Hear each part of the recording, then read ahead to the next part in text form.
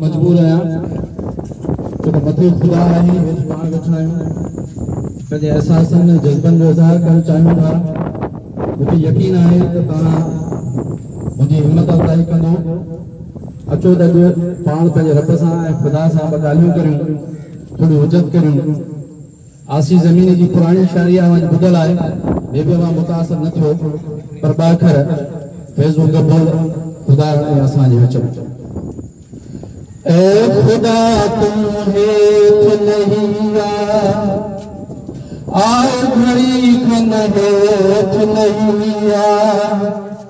पंहिंजो जोड़ल देव सीवन मूंखां हिकिड़ी ॻाल्हि पुछी वन, मुंहिंजी हिकिड़ी ॻाल्हि ॿुधी वन। ए खुदा तूं हेठ नहीं आओ घड़ी खन हेठ नहीं हिकिड़ा माण्हू वॾड़ा माण्हू, हिकिड़ा माण्हू वॾड़ा माण्हू, हिकिड़ा माण्हू वॾड़ा माण्हू, हिकिड़ा माण्हू वॾड़ा माण्हू। कहिड़ा माण्हू तुंहिंजा माण्हू पंहिंजनि ते निशान हणी वन।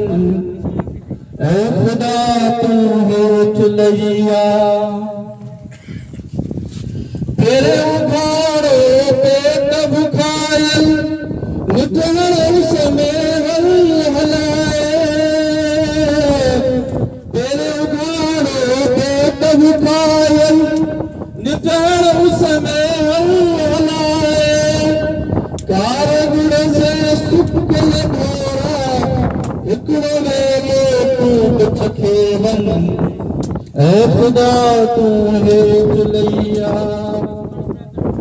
मेरे उखाड़ी छिनल चोलो रोंदड़ कहंदी गाई, मेरे उखाड़ी छिनल चोलो रोंदड़ कहंदी गाई।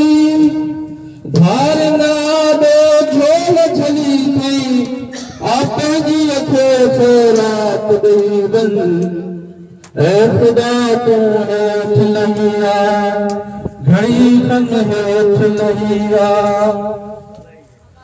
आसीअ खे जादात ॾिनी तो साई पुछे थी, साई पुछे थी। आसीअ खे जादात ॾिनी तो साई पुछे थी, साई पुछे थी। पोइ छोकिरा पर तेरो सजजा पंहिंजी दात खसे वन। ऐ खुदा हेठ लही घड़ी खन हेठ लही मुंहिंजी हिकिड़ी ॻाल्हि ॿुधी वन, मूंखां हिकिड़ी ॻाल्हि पुछी वन।